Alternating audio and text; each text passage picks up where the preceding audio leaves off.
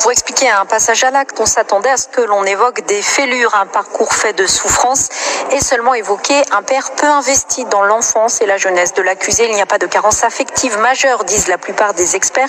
Un autre est plus mesuré.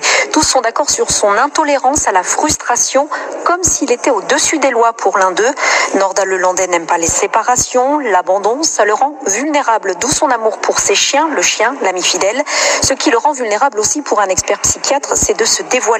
Il ne parle pas comme les autres détenus de sa vie affective, personnelle, sur les faits pour lesquels il est jugé, la mort d'Arthur Noyer. Cette hypothèse est entendable, dit un autre expert qui préfère avancer un manque d'empathie. Il qualifie l'accusé d'homme dangereux, borderline, narcissique, qui n'a aucun accès au remords ni de sentiment de honte.